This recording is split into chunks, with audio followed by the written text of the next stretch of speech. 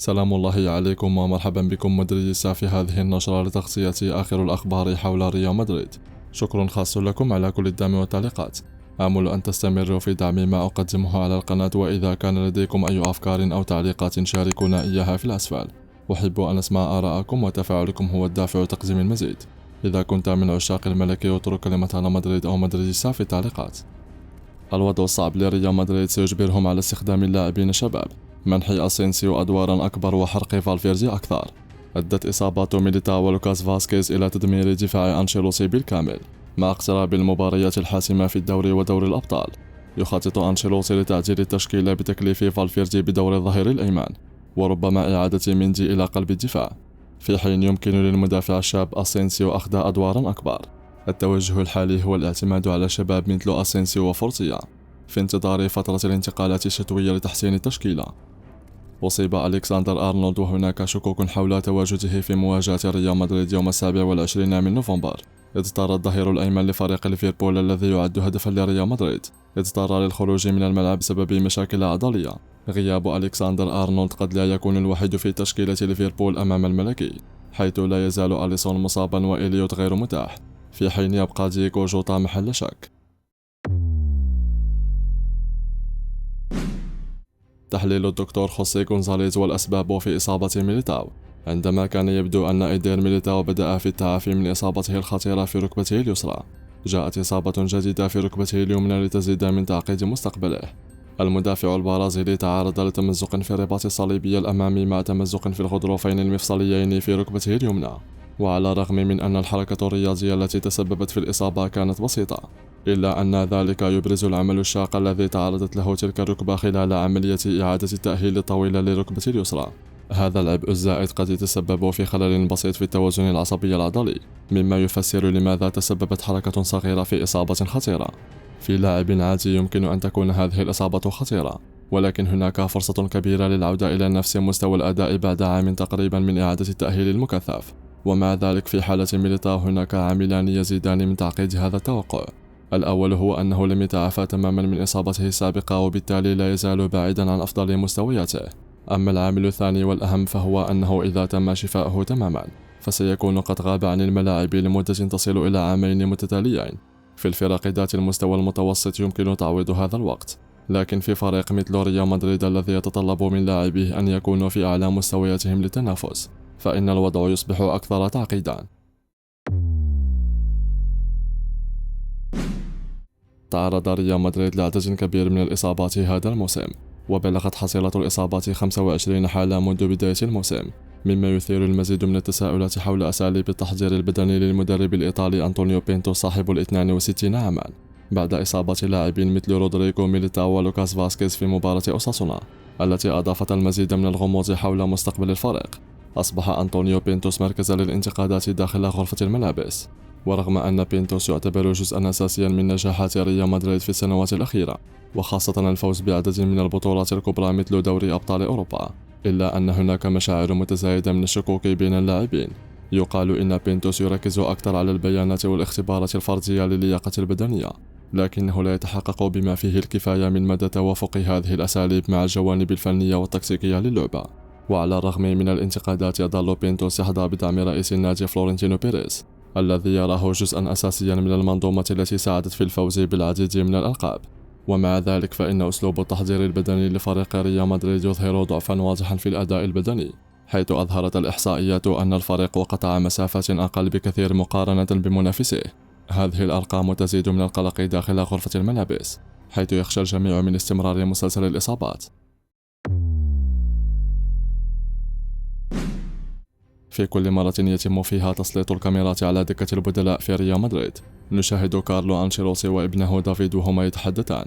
القليل منكم انتبه لصورة الاحتفال بالهدف الرابع ضد أوساسونا في الدقيقة 69. دافيد ينظر إلى والده ويقول: لنقم بالتبديلات لأن أردا وإندريك يقومان بالتسخين. وكارلو يرد عليه بإشارة يديه تعني لننتظر قليلا، في حين أن ابنه يبتسم بعينه وكأنه يقول: سننتظر ماذا؟ بينما يراجع في الشاشة الإلكترونية الدقيقة والنتيجة ليحاول فهم سبب ما يفعله والده. يبقى السؤال الآن: في حال غادر كارلو لماذا لا نعطي الفرصة لدافيد؟ لا نزال نتذكر العودة ضد بايرن ميونخ في نصف نهائي دوري أبطال أوروبا الموسم الماضي، حين كان ريال مدريد متأخرا وكان دافيد يصر على ولده بشأن خوسيلو، حتى أدخل اللاعب إلى الملعب وسجل هدفين ساعدا في العودة والوصول إلى النهائي. داخل النادي يقولون أن دافيد هو من يبذل جهدا أكبر في استخدام لاعبي الفريق الثاني، وهو من لديه ارتباط وثيق براول ويعرفهم جيدا ويصر على منحهم الفرصة للعب، لكن والده في كثير من الأحيان يتأخر في الاستماع إليه.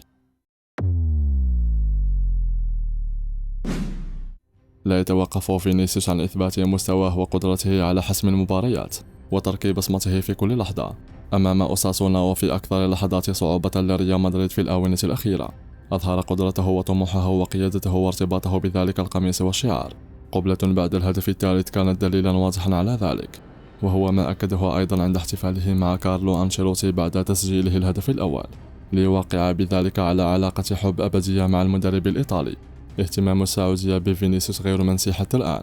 فينيسيوس أمامه عامان في عقده مع ريال مدريد رغم كثرة التحركات والعروض والاهتمامات التي تدور من حوله، ومع ذلك من المهم أن يكون لديه يقين تام بأن مكانه سيكون وسيظل سانتياغو برنابيو، بينما في الجهة الأخرى تواصل السعودية البحث عن نجمها القادم والذي لا يعدو كونه فينيسيوس، وذلك بهدف تعويض نيمار. بعد نهاية المباراة سار كيليان مبابي بسرعة نحو نفق غرفة الملابس متجنبا تحية أي شخص أو وداع ملعب سانتياغو برنابيو، ربما بسبب شعوره بالإحباط بعد مباراة أخرى بدون أهداف وهي الرابعة على التوالي في ملعبه. بدأ يلاحظ على مبابي بشكل متزايد علامات القلق بسبب فشله في التهديف رغم الدعم الكبير الذي يتلقاه من النادي وأنشيلوتي والجماهير الذين يواصلون تقديم المساندة له في هذه الفترة الصعبة. لغة جسده كانت واضحة تماما، حيث كان يبدو أكثر يأسا برأس منخفض ويرفع ذراعيه عندما لا يجد من يمرر له أو يفشل في تنفيذ مراوغاته. لم يسجل منذ آخر هدف له في 19 من أكتوبر ضد سيلتا فيغو. الآن هو بلا أهداف ضد دورتموند وبرشلونة وميلان وأوساسونا، مما يجعله يمر بأزمة غير مسبوقة. في ريال مدريد لا تزال الأجواء هادئة بالنسبة له، حيث يواصلون دعمه. في المباراة ضد أوساسونا أظهر النادي العديد من علامات المودة تجاه نجمهم الفرنسي، حيث كان آخر لاعب يتم الإعلان عنه في التشكيلة على عكس المعتاد حيث كان فينيسيوس، كما كان هو الصورة التي اختارها النادي لبدء المباراة على وسائل التواصل الاجتماعي.